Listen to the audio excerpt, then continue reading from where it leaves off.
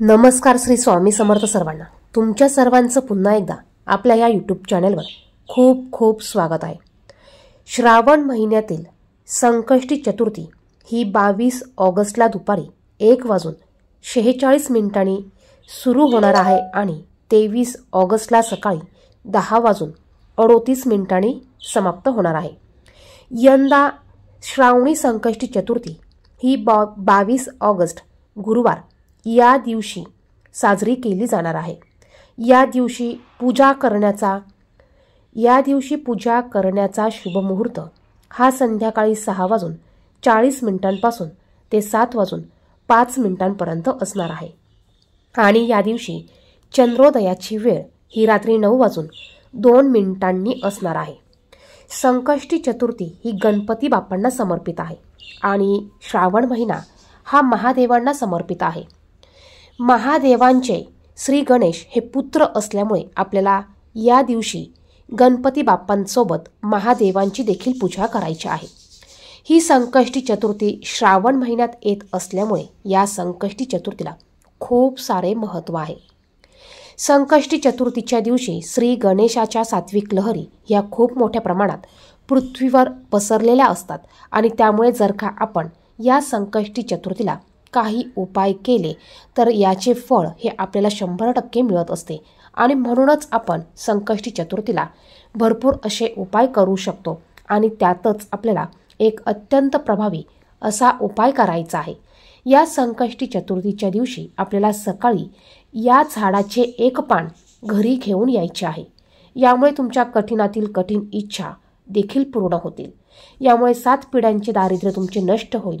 घराची, मुलांची आणि पतीची प्रगती होईल. खास करून श्रावणी संकष्टी चतुर्थीचे व्रत हे आई आपल्या मुलांच्या दीर्घायुष्यासाठी करत असते.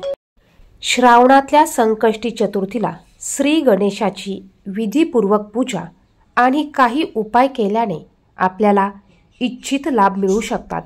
तसेच बाप्पाची कायम आपल्यावर कृपा राहू शकते. त्यामुळे या दिवशी सर्वात अगोदर तुम्ही उपवास करत असाल किंवा नसाल, तुम्हाला गणपती बाप्पांची पंचोपचारे पूजा करायची आहे. त्यांना लाल जास्वंदाचं फूल, दुर्वा अर्पण करायचे आहे.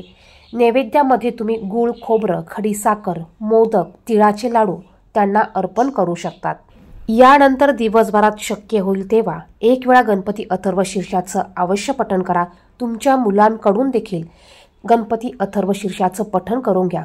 कारण ही संकष्टी चतुर्थी खास करून मुलांसाठी प्रत्येक आई करत असते. त्यामुळे मुलांकडून तुम्ही एक वेळा गणपती अथर्वशीर्ष, त्याचप्रमाणे ओम गण गणपते नमः या मंत्राचा 108 वेळा जप तुम्ही करून घेऊ शकतात. यानंतर आपल्याला गणपती बाप्पांना धूप, दीप प्रज्वलित करायचा आहे. त्यानंतर गणपती बाप्पांची आरती तुम्हाला करायची आहे. यानंतर तुम्हाला हा उपाय करायचा आहे. हा उपाय करण्या अगोदर तुम्ही गणपती बाप्पांची पंचोपचारे पूजा करून घ्या. हा उपाय तुम्ही चतुर्थीला दिवसभरात केव्हाही करू शकतात. तुम्ही तुमची सकाळची पूजा झाल्यानंतर देखील हा उपाय करू शकतात. या उपायासाठी तुम्हाला जास्वंदाच्या झाडाचं एक पान घेऊन यायचं आहे. बघा, एकच पान तुम्हाला आणायचं आहे, परंतु ते आणताना तुम्हाला चांगलं बघून आणायचं आहे. कुठेही तुटलेलं, फाटलेलं पान तुम्हाला आणायचं नाही. पानाला देठ असेल असं पान तुम्हाला आणायचं आहे. पान आणल्यानंतर तुम्हाला ते स्वच्छ धुवून घ्यायचं आहे. त्याला धूळ, माती असते, त्याला तुम्ही शुद्ध पाण्याने धुवू शकतात. थोडंसं गोमतीर किंवा शुद्ध पाणी तुम्ही त्यावर शिंपडू शकतात. यानंतर तुम्हाला उपाय करताना तुमच्या देवघरासमोर बसायचं आहे किंवा तुम्ही वेगळी गणपती बाप्पांची पूजा मांडली असेल तर तुम्ही तिथे बसू शकतात. बसायला तुम्हाला आसन घ्यायचं आहे. एक तुम्हाला ताट घ्यायचं आहे. या ताटामध्ये तुम्हाला हे जास्वंदाचं पान ठेवायचं आहे. पहा, हा उपाय तुम्ही तुमच्या मुलांसाठी करू शकतात किंवा एखादी कठीणातील कठीण इच्छा पूर्ण होत नसेल त्या इच्छेसाठी करू शकतात. हा उपाय घरातील कोणीही करू शकतात. आई, वडील, बहीण, भाऊ, आजी, आजोबा हा उपाय कोणीही करू शकतात.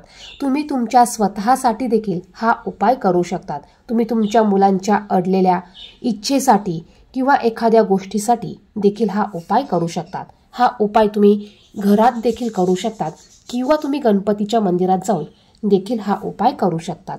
अत्यंत प्रभावी असा हा उपाय आहे. यामुळे आपल्या 7 पिढ्यांचं दारिद्र्य नष्ट होणार आहे. आपली कठीणातील कठीण इच्छा देखील पूर्ण पूर्ण होणार आहे। तर व्हिडिओ कुठेही स्किप न करता संपूर्ण बघा। यानंतर तुम्हाला एक लाल कलरचा स्वच्छ नवीन कपडा घ्यायचा आहे। हा कपडा तुम्हाला गणपती बाप्पांसमोर ठेवायचा आहे। हे पान तुम्हाला तुमच्या ओंजळीत घ्यायचं आहे। या पानावर तुम्हाला थोडंसं कुंकू ओलं करून घ्यायचं आणि एका काडीने किंवा बोटाने तुम्हाला या पानावर तुमची इच्छा लिहायची आहे। इच्छा लिहिताना ती अगदी थोडक्यात लिहायची आहे।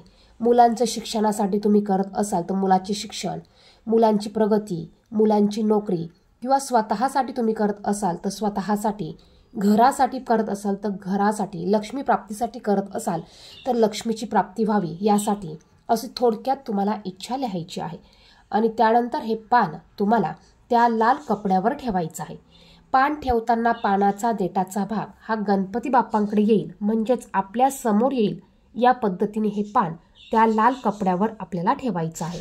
यानंतर तुम्हाला दुर्वा घ्यायचा आहे। दुर्वा घेताना त्रिदल दुर्वा तुम्हाला नीट करून घ्यायचा आहे आणि तुम्हाला अशा 21 दुर्वांची जोडी घ्यायची आहे। दुर्वा आणल्यानंतर ती कधीही तशीच अर्पण करायची नाही। दुर्वा आणल्यानंतर त्रिदल दुर्वा अशी व्यवस्थित तुम्हाला नीट करून घ्यायची आहे। दुर्वा धुवून घ्यायच्या आहे आणि त्याची तुम्हाला 21 दुर्वांची जोडी करायची आहे। ही जोडी तुम्हाला त्या जास्वंदाच्या पानावर ठेवायची आहे।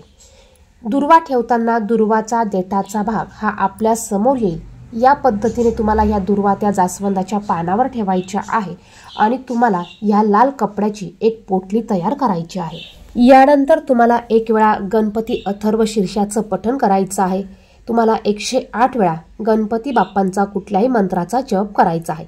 मग तुम्ही श्री गणेशाय नमः, ओम गण गणपती नमः, ओम विघ्नहर्ताय नमः यापैकी कुठल्याही एका मंत्राचा 108 वेळा जप करायचा आहे। यानंतर ही पोटली तुम्हाला तुमच्या घराजवळ असलेल्या कोणत्याही गणपती बाप्पांच्या मंदिरात घेऊन जायची आहे आणि त्यांच्या चरणाशी तुम्हाला ही पोटली ठेवायची आहे। त्यानंतर तुम्हाला तुमची कठीणातील कठीण जी इच्छा असेल ती इच्छा गणपती बाप्पांना सांगायची आहे। जी इच्छा तुम्ही पानावर लिहिलेली आहे तीच इच्छा तुम्हाला गणपती बाप्पांच्या मंदिरात गेल्यावर पुन्हा एकदा प्रकट करायची आहे। त्यांना सांगायची आहे ती इच्छा पूर्ण होऊ दे अशी प्रार्थना तुम्हाला करायची आहे। यानंतर जर का तुम्ही दुर्वा, लाल जास्वंदाचं फूल, हळदी, कुंकू काही नैवेद्य नेला असेल तर तो गणपती बाप्पांना अर्पण करायचा आहे।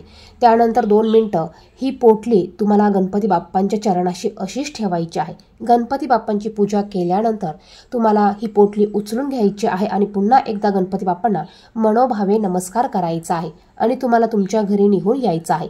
जर का तुम्ही हा उपाय धनासाठी केला असेल, पैशासाठी केला असेल ती पोटली तुम्ही तुमच्या कपाटात असलेल्या तिजोरीत ठेवू शकतात। जर का तुम्ही हा उपाय तुमच्या नोकरीसाठी किंवा तुमच्या व्यवसायासाठी केला असेल, धंद्यासाठी केला असेल तर तुम्हाला त्या ठिकाणी गल्ल्यात तुम्हाला ही पोटली ठेवायची आहे। जर का तुम्ही हा उपाय तुमच्या मुलाच्या व्यवसायासाठी केला असेल, एखादा बिझनेस असेल, एखादं शॉप असेल तर तुम्ही त्याच्या गल्ल्यामध्ये किंवा तिथे तिजोरीमध्ये तुम्ही ही पोटली ठेवू शकतात। जर का तुम्ही हा उपाय मुलांच्या अभ्यासासाठी करत असाल तर तुम्ही ही पोटली मुलांच्या अभ्यासाच्या रूममध्ये ठेवू शकतात किंवा स्टडी टेबलवर ठेवू शकतात। जर का तुम्ही हा उपाय तुमच्या मिस्टरांसाठी करत असाल तर ही पोटली तुम्ही तुमच्या मिस्टरांचं जिथे साहित्य असतं, जिथे सामान असेल त्या ठिकाणी ठेवू शकतात। या उपायामुळे तुमच्या घरात पैसा येण्याचे मार्ग मोकळे होतील, लक्ष्मी स्थिर राहील। जर का तुम्ही मुलांच्या अभ्यासासाठी हा उपाय करत असाल तर मुलांच्या अभ्यासात प्रगती होईल, मुलांच्या नोकरीसाठी करत असाल तर मुलांच्या नोकरीत प्रगती होईल, मिस्टरांसाठी करत असाल तर मिस्टरांची त्यांच्या कामामध्ये प्रगती होईल आणि जर का स्वतःसाठी करत असाल तर स्वतःची देखील यामुळे प्रगती होणार आहे। हा उपाय तुम्ही या संकष्टी चतुर्थीला करायचा आहेच, त्याचप्रमाणे तुम्ही प्रत्येक संकष्टी चतुर्थीला हा उपाय करू शकतात। आधी ठेवलेलं साहित्य जे आहे ते तुम्हाला काढून घ्यायचं आहे, निर्मल्यामध्ये टाकायचं आहे आणि पुन्हा संकष्टी चतुर्थीला तुम्ही हा उपाय करून त्याच लाल कपड्यामध्ये तुम्हाला पुन्हा पोटली नवीन तयार करायची आहे। जोपर्यंत तुमच्या इच्छा पूर्ण होत नाही तोपर्यंत तुम्ही हा उपाय करू शकतात। व्हिडिओमध्ये सांगितलेली माहिती आवडली तर व्हिडिओला नक्कीच लाईक करा। चॅनेलवर नवीन असाल तर असेच माहितीचे व्हिडिओ बघण्यासाठी चॅनेलला सबस्क्राईब करा आणि बाजूच्या बेल आयकॉनला प्रेस करा। धन्यवाद। श्री स्वामी समर्थ।